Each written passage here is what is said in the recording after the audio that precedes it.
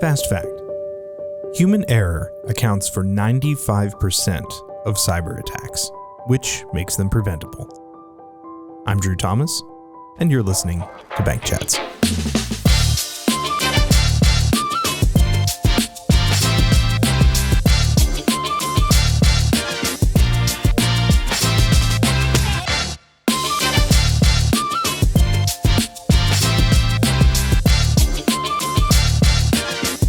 So welcome to the next episode of AmeriServ Presents Bank Chats. I am Drew Thomas, and today we are going to be talking about cybersecurity. And in this episode, we are not going to delve super deep into any one particular aspect of cybersecurity, but I want you to know before we even get started that what we're going to talk about today is high level, and quite frankly, we have plans to be able to go much deeper into a lot of these subsections of cybersecurity, but we want to, especially this being Cybersecurity Awareness Month, we're releasing this in October of 2023 for those of you that may be listening at a different time.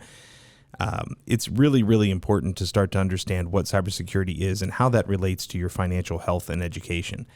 So with that in mind, I want to introduce our guests for the topic today.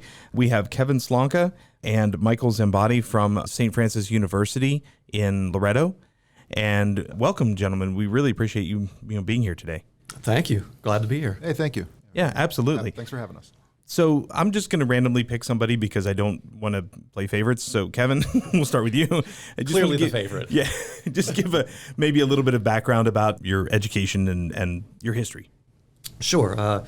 So I have been in academia since 2007, currently teaching at St. Francis University. I teach computer science and cybersecurity.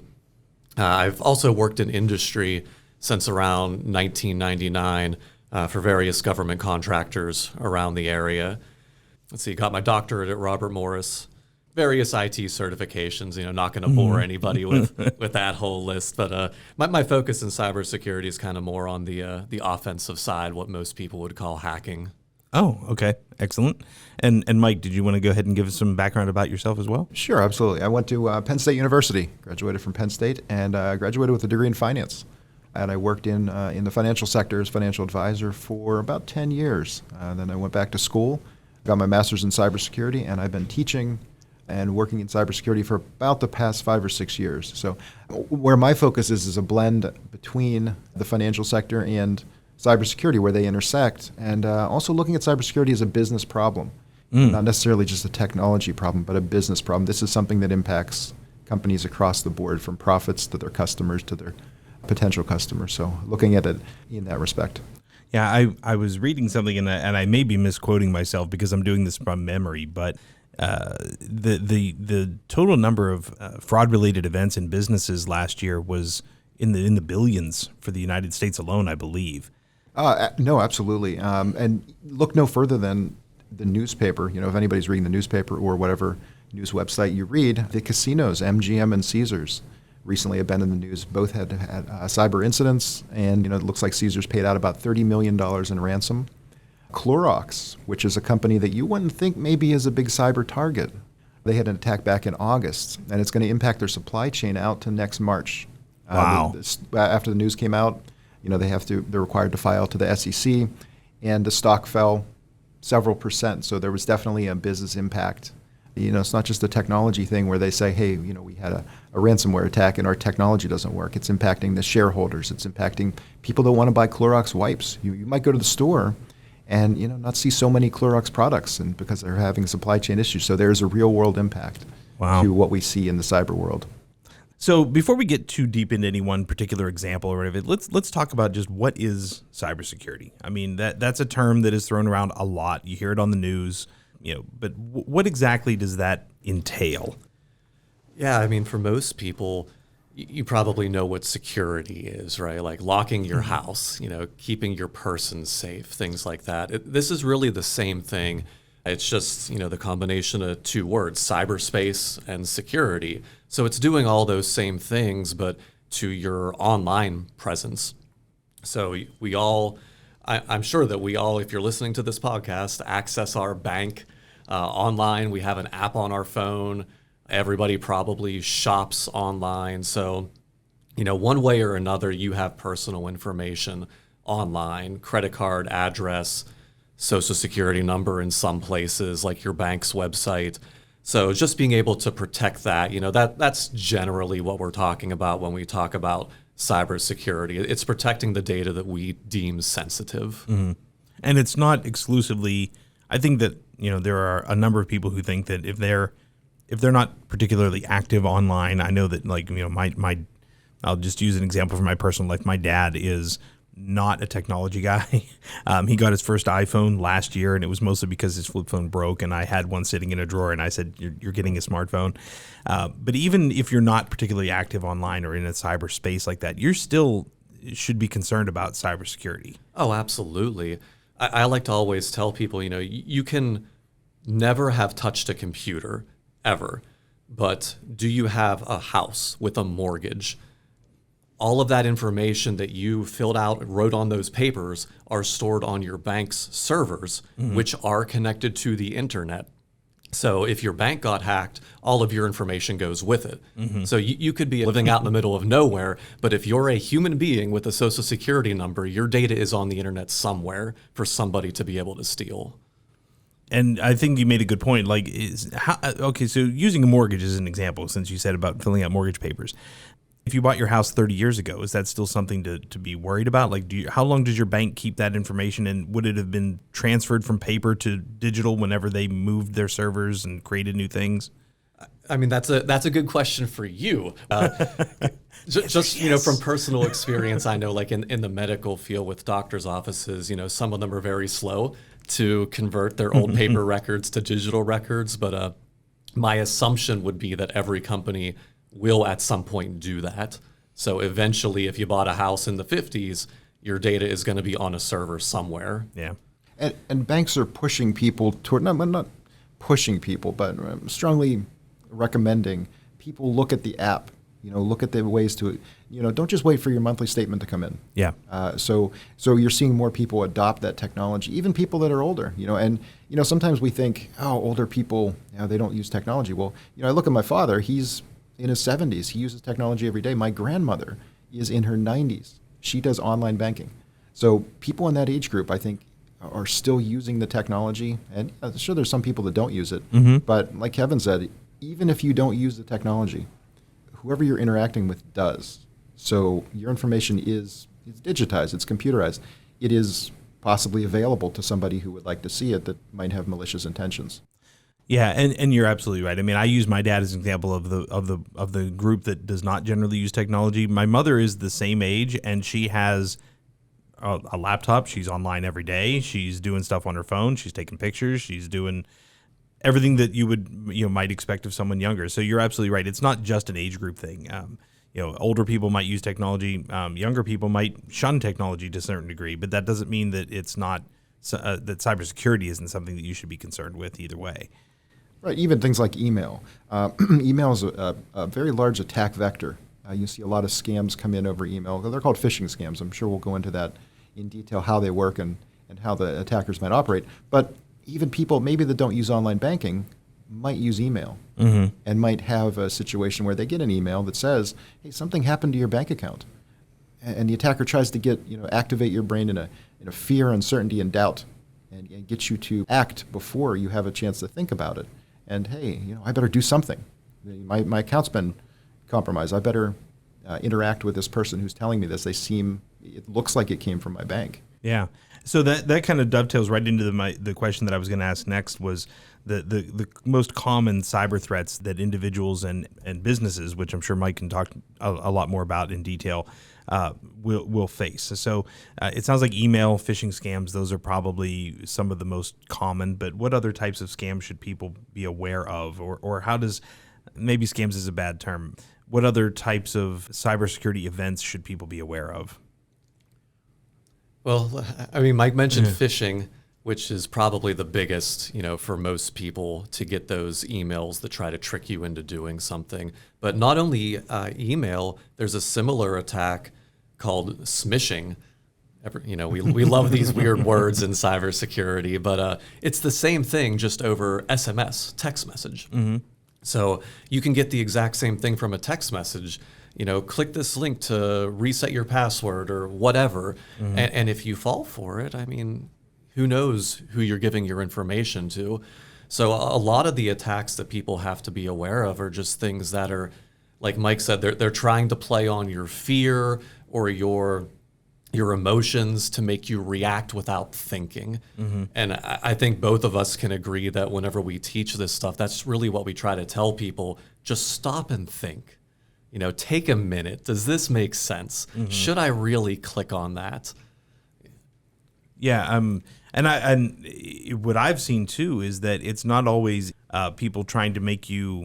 I mean, you are trying to make people react rather than think, but sometimes they're even getting crafty and saying like, "Well, we're trying to prevent a cyber incident for you. Click this link to make sure that we can reset your password." It's not even just trying to say that you were hacked or something. You're trying to say that we're trying to prevent a hack, and we need you to give me your information. So, like, as speaking from a bank's perspective, we will never call you, email you, text you, and say, we need your username and password for your online banking. That will never happen. We have that information already. We don't need to ask you for it. And I would say in a lot of other industries, it would have to be the same. Yeah, most companies, they do the same thing. They will tell their people, don't ever give it out over the phone. Nobody needs that.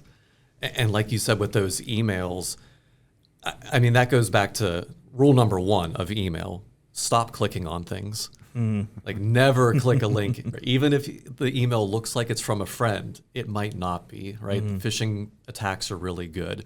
Don't click on links in emails because you never know. Unless you're technically savvy, we could tell you in great detail how to figure out where those links are really going. I don't know that would work in an audio-only form. We probably need some video to show you. But unless you know how to do that, just don't click the links. If you need to reset your password for your bank's website, go to the bank's website on your own. Type it in the browser yourself so you know that you're going there. And one of the things I do in class, one of the themes that I will consistently present in every class, is building a healthy skepticism. Like the great President Ronald Reagan said, trust but verify. Yeah. And I'll tell you, a couple interesting stories, Drew. You hit on a scam where you get an email that says, "Hey, somebody tried to compromise your account and they weren't able to, so we're here to help." That's actually how one of the DNC hacks a couple years ago against John Podesta occurred. He actually received an email, and if you search online, you can see the email he received, and it said, "Hey, somebody tried to access your account from, I believe, Ukraine. Click on this link and change your password." So he actually did that. He clicked on the link and he put in his password, which was given to the attacker, and now they had access to his account. They didn't actually change it. And there was another one. You talk about other scams. Phishing is a big one. Invoice scams. Invoice scams are a very big deal. And what that is an attacker will email an invoice to a company and say, "Hey, you owe us money." Now, you might think, who's going to pay that? Who's going to just pay an invoice? Well, Facebook was in a scam. Facebook paid tens of millions. Actually, I think it was up to around $100 million over a couple years of fake invoices. This fellow was just sending Facebook invoices, and Facebook kept paying them. So he was eventually caught, but it was a lot of money. And locally, sometimes people think, well, we're in a small area. Who would target us? Somerset County last year was the target of an invoice scam, and the county lost about $17,000. They got an invoice, they wired out money to the attacker, and the money was lost. So that's right here, right in our backyard. I think some of the time, and again, I'm making a generalization here, but I think sometimes older people, they came from a space and mentality where if someone said that they owed them money, they felt very obligated to immediately make that right. They didn't really question it because they just assumed that they had forgotten to pay the bill or that they had misplaced something and not followed through, and they didn't want to have that reputation for having not been making good on their debts. So when someone comes to them and says, you didn't pay your electric bill last month, they don't really question it at all. It goes back, I think, to what you were saying was, this idea of reacting rather than thinking. They had just assumed that they must have forgotten to pay it, and they don't want that reputation for having been behind on their bills, so they just immediately send money. Yeah, and to get all sciencey for a second, any biology experts will be familiar, but there's a term called amygdala hijacking. Amygdala hijacking is actually that. It's getting your body to short-circuit the logic part of your brain and act before you can think. And that's what, whenever we talk about fear, uncertainty, and doubt, you get these emails and they're scary. Somebody got my password. Somebody has information about me. I better do something right now. I'm not going to think. I'm going to just act. And it's a chemical reaction in our brains. We can't really control it. Mm-hmm. But it's over time you can start to realize, and once you develop that healthy skepticism, yes, I got this email, but let me take a step back from my computer. Let me just take a minute, take a breath. Is this something I need to react to? There's a biology behind this. It's not, if you're a victim of one of these scams, of a phishing attack, don't feel bad. Don't feel like you did something wrong. These are professional criminals who are really, really good at what they do. So there's a lot of victims out there. The most important thing is to be educated to prevent yourself, hopefully, becoming a victim. But if you are, well, what are the steps you can take to limit the damage, limit the blast radius of whatever, if you've gone and, changed your password, you thought you changed your password, but you actually gave it to an attacker. Well, okay, maybe it's a case where you actually type in the website and go specifically to that website, change your password that way, the correct way, rather than a link that's in your email. But, going back to what Kevin said, rule number one, stop clicking on links in your email. Banks, I think, have become educated to the fact that, hey, let's not put links in people's emails ever. Let's direct them. Hey, don't click on a link in the email. Go directly to the AmeriServ website. Yeah. Type in your credentials the correct way so that they can say, wait, we're never going to send you a link. So if you do get a link that says it's from us, it's not from us.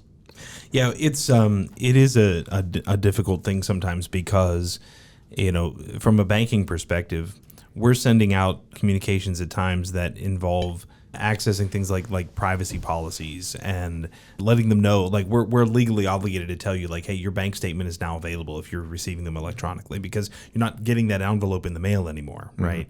So we have to send you an email, and usually in that email what it'll say is your bank statement is available. We encourage you to log into online banking and then access your statement. We may provide you, for your convenience, here's a link, but there is always a way to reach that information without clicking that link, because of that reason. Because we want, we're constantly preaching at people, don't click on links on emails. And then, we'll send you an email that has a link in it, which is a little counterintuitive, but we want to make sure that people understand that you don't have to click the link. There is always a way to get to that information some other way. Yeah, and what we always like to tell people, you might be wondering, why can't I just click the link? I see where it's going. The link says, HTTP, AmeriServ.com. It says where it's going. But when it comes to putting links in emails, attackers can change where it actually goes. What you see in the email doesn't have to be the link that it'll actually take you to. So one easy way around that, let's use AmeriServ as an example. If you, for customer service reasons, provide people a link, they still shouldn't click it, but what can they do to make their life easier? Well, they can copy and paste it. So you can see the letters on your screen. You can see what the link says. Rather than clicking it, highlight it, copy it, paste it into your web browser. And then you can literally see on your screen what got put in your web browser and where it's going to go. Yeah. Because it's very easy to hide, www.hacker.com behind a link that says AmeriServ.com. But if you copy and paste what you see on the screen, that can't happen. Yeah, and going into this may be a little deeper than we wanted to go, and we can maybe touch on this in a future episode if we want to get really deep into how this works. But I recently received an email from Meta, which is the parent company of Facebook, for those of you that may not be in the know. And the funny thing is that it was not in fact from Meta, but they had used an ASCII character that looked like a letter M, but you could tell that it was slightly more narrow than the rest of the font that was being used. And so it was not coming from Meta. It was coming from random ASCII character that looks like an M, ETA. And they can get very, very creative in trying to make it look like it's coming from a company that you recognize or respect or deal with, when it's not actually coming from that particular company. Well, even an uppercase L or uppercase I or an L. Those look identical. And you're right. Attackers will buy domains and they'll look very, very similar. And our brains are awesome error correcting devices. And whenever we read something, if we see the first couple letters and the last couple letters, we kind of tune out the middle and we can make sense of what the word is. And you'll see often one switch of a letter in the middle of a longer word, and your brain just tosses that out and says, I know what that word is, and you read on. So, we see that in spoofing. We see that in domains. We also see it in who it looks like it's coming from. Hey, I'm going to send an email to somebody and say, I'm Kevin. And it's going to look like it came from Kevin, but it didn't. And then all of a sudden, the people that got it thought it was Kevin. They think they're interacting with a different person than they are. I want to stop just for half a second and go back to something. You mentioned spoofing. Let's talk about what that is. Let's define that for people that may not know. No, great point. Spoofing is whenever you are assuming somebody else's identity. It almost similar like identity theft light, where we're going to see an email that it just says, hey, this is coming from John Smith.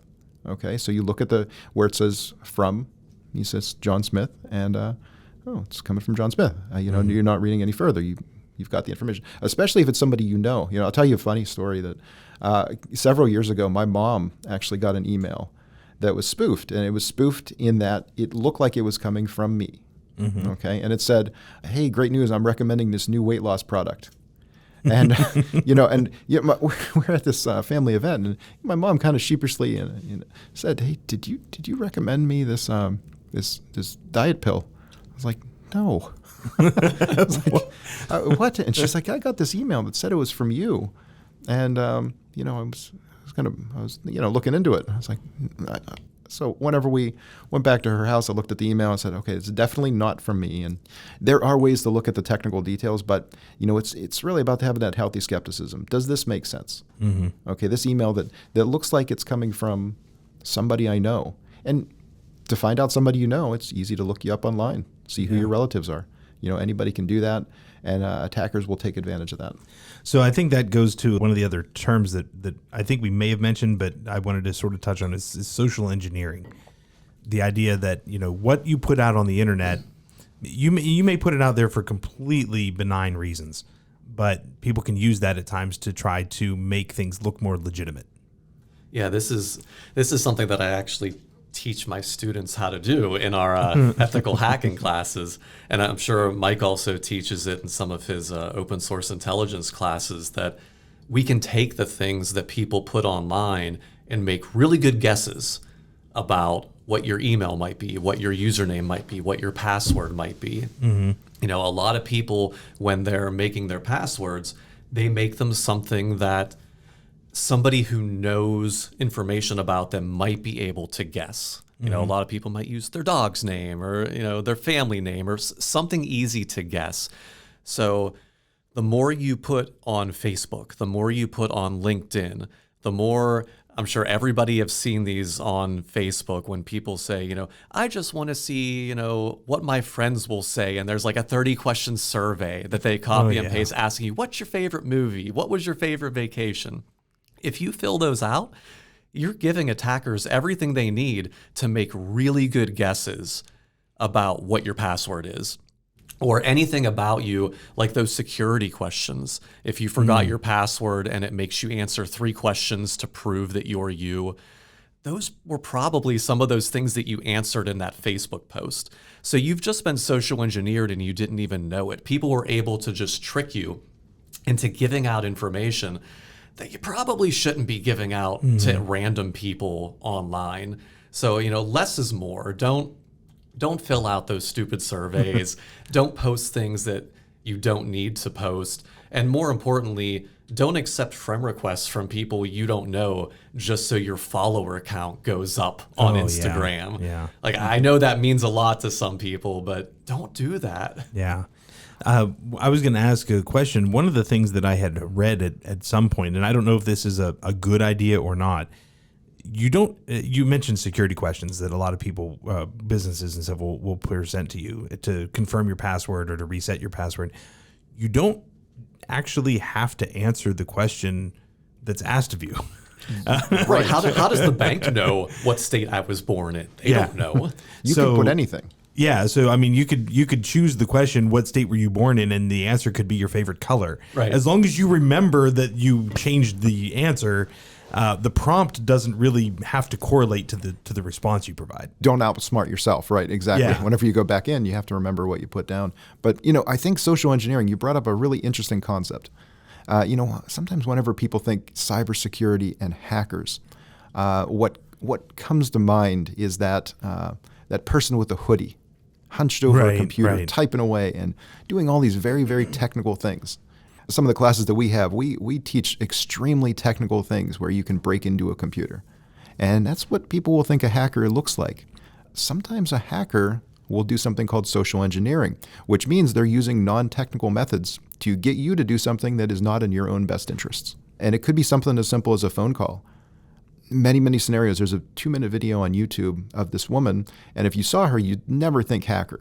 But she socially engineers a phone company into changing the interviewer's password and also adding herself to the interviewer's account, and he's just face-palming. He's like, but what she did was she actually put a baby crying audio on her computer. So she's talking to the rep, and she says, "Oh, I'm sorry, my baby's crying. My husband was supposed to add me to the account. He didn't. Can you add me on?" And the person said, "Sure, I can add you on. You seem, without going through the security protocols." Because he was trying to help. He's the service in customer services. That person's trying to help. And social engineers take advantage of that all the time. That is a crazy story, but that's I never would have thought. I mean, I guess I would make a terrible hacker. I never would think to do that, but that's a really interesting story. Well, you can try to hack into somebody's devices with a technical means, or you can go the simple route and just ask them for their password. Mm-hmm. And sometimes it's just that easy. And honestly, in a discussion like this, we'll say, well, who would fall for that? But in the moment, it is very, very effective method. It's social engineering. We want to think of that non-technical hacking of a person. Mm-hmm. And again, you'll find different statistics on cybersecurity. No matter you could Google it today and get different stats, but something on the order of 90 to 95% of cybersecurity breaches could have been prevented had somebody just stopped to think before they provided the information outright in the clear, without anybody having to hack into your account or anything else. Yeah, movies tend to glorify the guy in the hoodie in his mom's basement, typing away at a keyboard. But in real life, it's much easier than that. You just have to trick somebody. So we started talking, and this is fantastic information, but I want to make sure we get to a number of the different sort of overview topics that we were talking about. So let's talk a little bit about passwords and how they're either acquired, or how do you create a strong password? Yeah. What is this? What is something you should be doing to create a strong password? Yeah, let's start there. So the way I like to explain this to people is there are two things you have to think of when you're trying to make a strong password. You have to be able to trick a computer, and you have to be able to trick somebody who knows you, a human.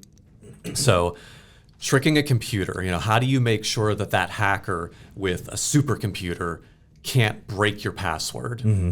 So the way that you do that is very simple. You make it long. The longer you make it, the longer it takes a hacker with a supercomputer to break it. Once you go over 12 to 16 characters, that supercomputer will not be able to break that password within your lifetime. So we can essentially say it'll never be broken. Mm-hmm. So length is the key. Make it long. But then you get people saying, how do I remember something that's long? So then we get into the part about being able to trick a human and what it means for you as a person to be able to remember that password. Don't think of a password as a word. Think of it as a sentence or a phrase. So what I tell people to do, I give them the example, what if your password was this? My house is the color dog. And there was a capital M on my, there was an exclamation point at the end. That sentence is over 20 characters long. So you're already able to trick a computer. It's long. It's a sentence, so it's easy for you to remember. Mm-hmm. And it doesn't make sense, right? Dog is not a color. Right. So if your best friend who knows everything about you tried to guess your password based on things they know about you, they wouldn't do it because it doesn't make sense. So just make it a sentence. Most places that allow you to set a password will allow spaces in passwords. So you can do that. And even if they don't allow spaces, just remove the spaces. Just run the sentence together. But either way, it's something very easy for you to remember, and it's really long. So computers won't be able to break it. Okay, that certainly makes sense. Mike, did you have? Yeah, I saw an interesting cartoon. I love memes online, and it said, somebody guessed my password, so I have to rename my dog. And because so many people use a pet's name or something close to them, or add 2022. And attackers know this. And going back to what we talked about social media, hey, I just got a new pet. My dog's name is Fluffy. Well, if I'm going to try to guess your password, I'm going to start with Fluffy 2023. So like Kevin said, right on target.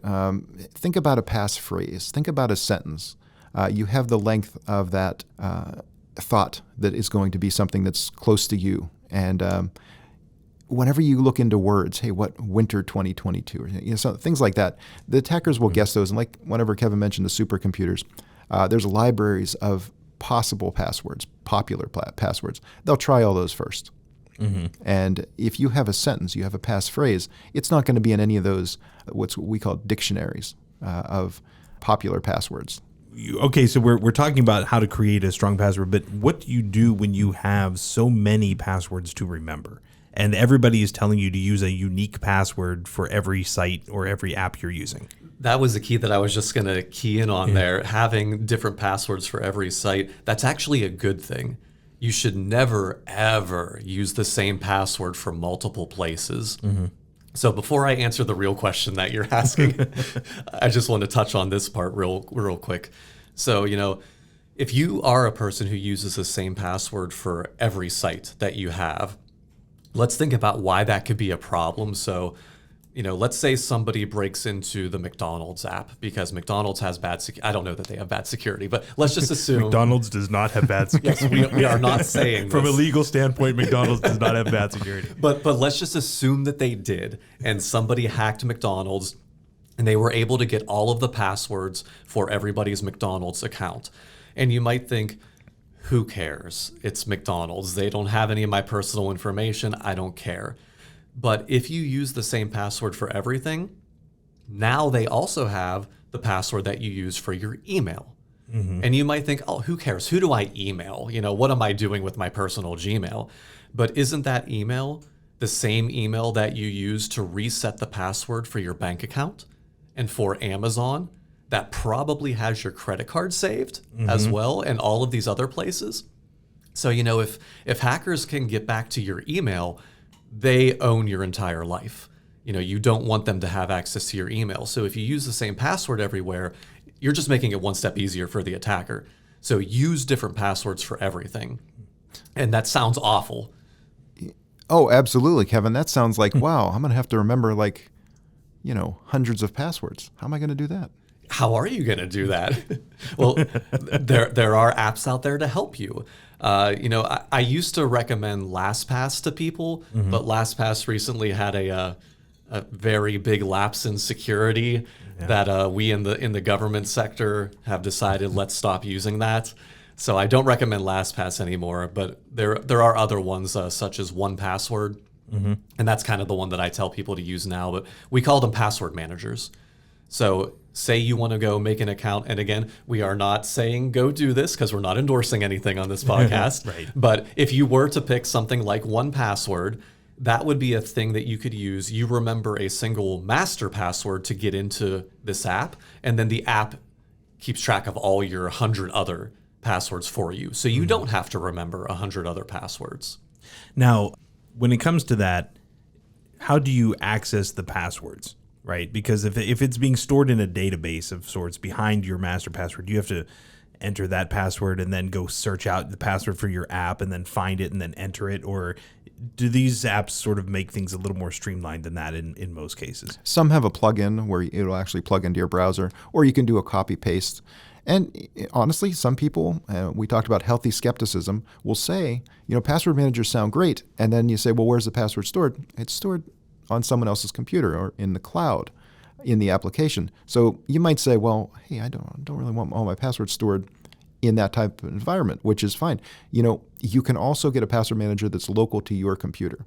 which the passwords will be saved on your computer. So either in the cloud or on your computer. Either one is going to be an environment where you have all your passwords behind that master password, which will be very long. You know, when we talk about the sentences, the passphrases, make it very, very difficult to guess. And then you have your passwords there, and hopefully it makes your life easier. And also, you know, some of them will actually have alerts and say, this password was in a breach. I've seen those before with password managers, and because they have your passwords, they'll say, this password was found in a data breach, make sure you change it. Okay, so we've established essentially, and again, I feel like I keep needing to reiterate this. This is all just, we could go into a 40-minute conversation just on passwords. I mean, there are so many different things to consider and things you can know, but that's the general overview that I think that we wanted to make sure that we touched on today. I do want to take some time to talk about what are some of the other cybersecurity practices that people should be following regularly when it comes to their smartphones and their laptop computers, things like that. So one that I'd like to add on that kind of goes along with passwords is this idea, if any of the listeners have ever heard or seen this acronym MFA or 2FA, you may have seen. It stands for multi-factor authentication or two-factor authentication. And even if you haven't heard of that, you've probably used it whenever you go to sign into your bank's website and they send you a text message and you have to enter that code as a second thing to be able to log in. So while a lot of people might say, that's annoying, I hate that, it takes 10 more seconds now to log into my stuff, that is one of the best things that you can do to protect yourself online. If a website allows you to set up or turn on MFA, you should do it. And the reason we tell people to, take that extra 10 seconds is because in the cybersecurity world, we always tell people, assume your password has been stolen. Passwords have been around for decades. Hackers are good at getting them, like we've already talked about, social engineering and all these other things. You should be living your life assuming that hackers have your password for everything. So what does that mean? Well, that means they can access everything, right? Your email, your bank, whatever. So if we're assuming that they have our passwords and they can access our stuff, what can we do to make sure that they can't access our stuff? And MFA is one of the best ways to do that, because if they have your password, what don't they have? They don't have your physical cell phone that you're getting that text message on, or that you're opening up Google Authenticator and getting that randomly generated 6-digit code. So they don't have your physical device, that second factor of authentication. So if you turn that on, that is a great way to prevent bad guys from getting into your accounts. And we can go down that rabbit hole with, other attacks that can happen with MFA, but, that's always suggestion number one. Turn that on if you have the ability to turn it on. And, most financial institutions will force that to be turned on. You don't have a choice, but some don't. And some other websites that maybe aren't financial institutions don't turn it on by default. But if you go into the settings and you look and it's available, turn it on for everything. Every account I have has that turned on. You should see my list in my Authenticator app of all the different codes I have. It's crazy, but it's necessary. It's one of our only protections, against the bad guys who we know are going to get our password somehow. From what I've seen too, there are now companies that are sort of experimenting and password managers that are experimenting with the idea of not using the password at all. Like, you put in your username, and the only way to gain access to that account is for them. You put that username in, and it says, okay, we've sent a link to your app on your phone. We've sent a text message. You have to respond to that, or you just can't get in. Yeah, we are starting to see some websites try to move away from passwords. And, passwords have been around a long time. Eventually, we'll see the end of passwords. We'll see other authentication methods, but it's not going to be in the near future. Like, as Kevin mentioned, it's so important to have those extra protective measures, multi-factor authentication. Another one is, you want to assume your information has been in a data breach. You can actually check to see if it has been. There's a great website. It's called Have I Been Pwned? Okay, and in cybersecurity, we like to spell words wrong and we like to use acronyms. So it's Have I Been BEEN, and then PWNED. Okay. You can go to that website and you can put your email address in, and you can actually see if you've been in data breaches. It'll say you've been in data breach, and it'll give you that information, so you can find out for sure. And we can probably provide a link in the show notes. Actually, I believe it's Have I Been, PWND. Okay. We'll make sure we put it in the description so that people can, yeah, but it's free service. You can put your email address in, or you can actually put anybody's email address in and see if they've been in a data breach. Yeah, we'll put it in. We'll put that in the description of the show. It is a link you can click on, and I will do my best to learn to spell. Or copy and paste, or copy and paste the link. We'll email you the link. It's a slippery slope. It really is. It really is. It's a slippery slope to tell people, to make absolute statements of don't do this, and then, well, how else am I going to get you this information, right? So, no, that we'll definitely put that in the description of this episode. Some other things too that I just wanted to get your take on, things like keeping your operating system up to date. Right now, as we're recording this, Apple has just released their latest iOS version, and if tradition holds true, in about a week there will be a 0.1 version of that comes out because there's some sort of a security issue or some other kind of fix that has to go in. How important is it to keep your Windows up to date, your smartphone up to date, things like that? And for some people that aren't technologically savvy, how easy is that to do? It's absolutely critical. I mean, and it's another, I feel like I'm, a broken record, because every time I talk about something, I say, well, this is something that everybody hates because it takes 10 extra seconds.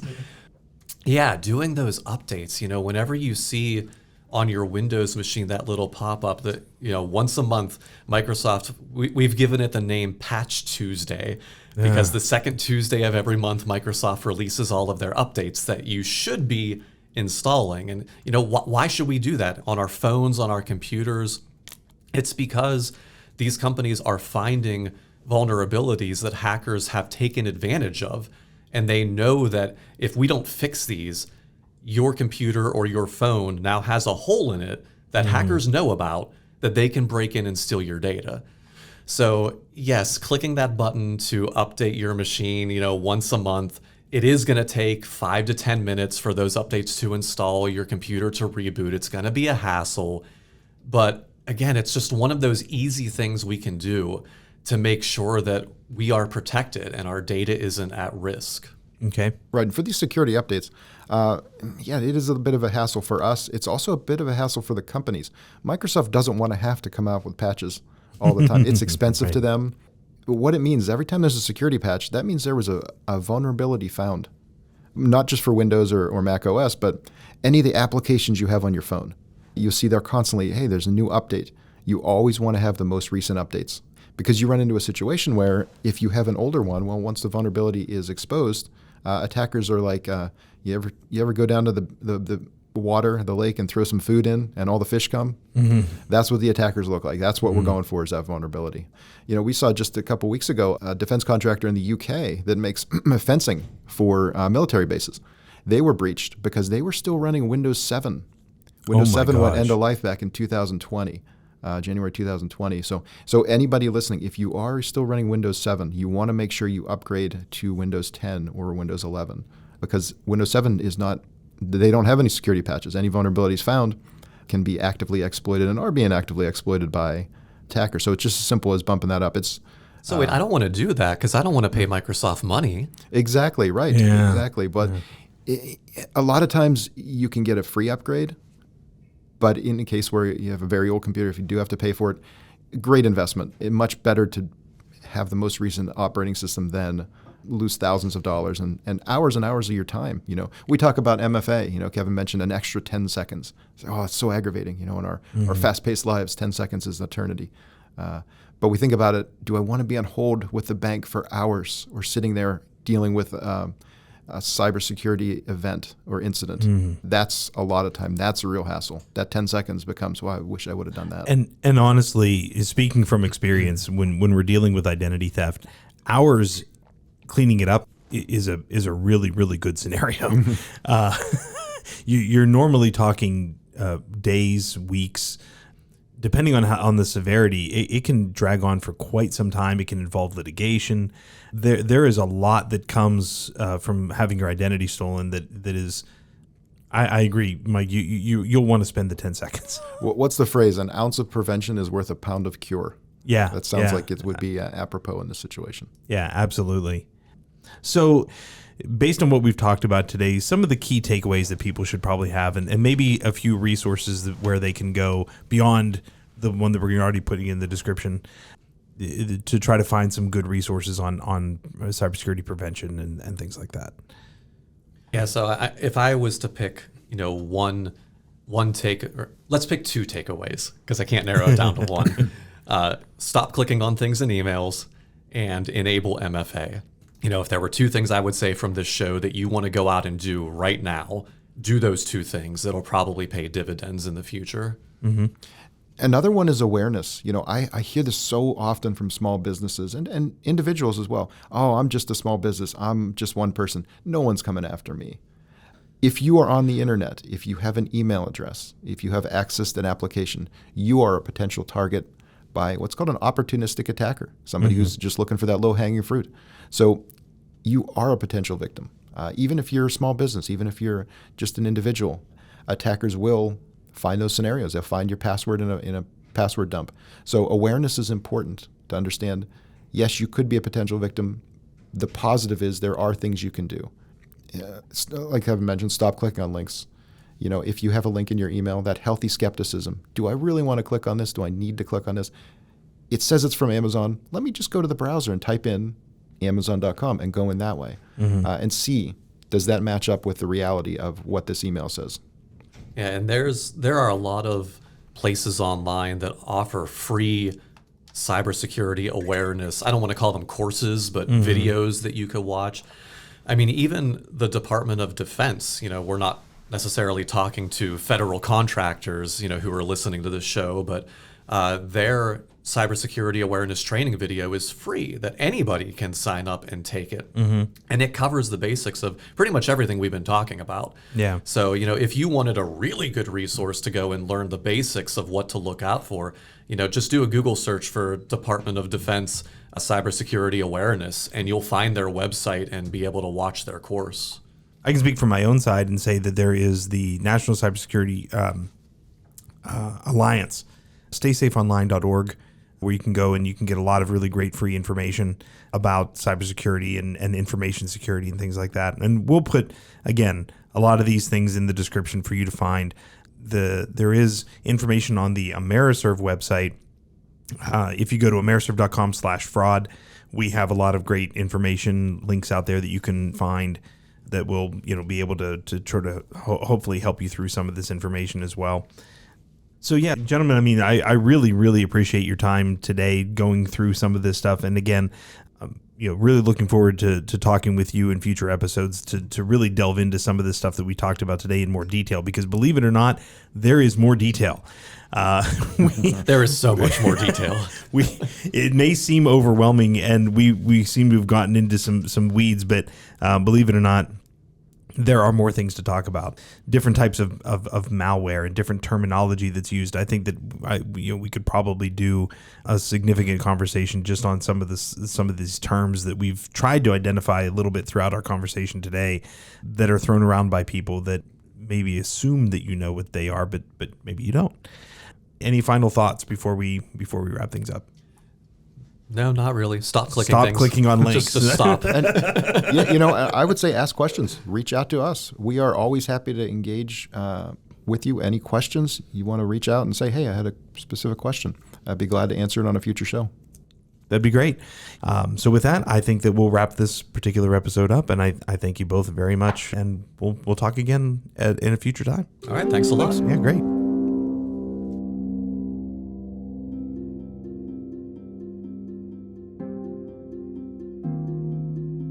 This podcast focuses on having valuable conversations on various topics related to banking and financial health. The podcast is grounded in having open conversations with professionals and experts, with the goal of helping to take some of the mystery out of financial and related topics, as learning about financial products and services can help you make more informed financial decisions.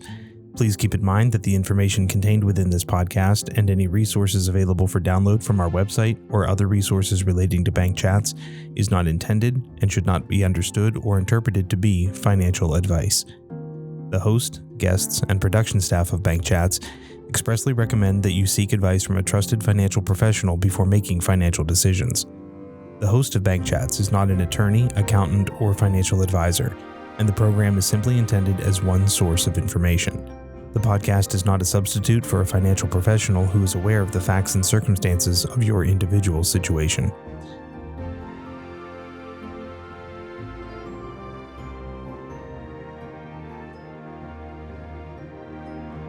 Our thanks once again to Kevin Slonka and Michael Zambotti from St. Francis University for joining us today. We opened the episode with a fast fact that 19 out of 20, or 95%, of cyber attacks are a result of human error. That statistic should not make anyone feel badly about having been a victim. We all make mistakes. But the statistic is actually great news because it means that we can make a significant impact on reducing cybercrime through education, and that has been our goal today. Don't forget that links to websites and other educational materials discussed in our conversation today can be found in this episode's description. Please make sure to like, follow, and subscribe to the podcast to make sure you don't miss any additional episodes on cybersecurity or our other discussions on topics relating to banking and financial well-being. AmeriServ Presents Bank Chats is produced and distributed by AmeriServ Financial Incorporated. Music by Rattlesnake, Milo, and Andrew Kalipkin. Production assistance by Jeffrey McTavish. Previous episodes can be found by visiting ameriserv.com/bankchats or on your favorite podcast service. For now, I'm Drew Thomas. So long.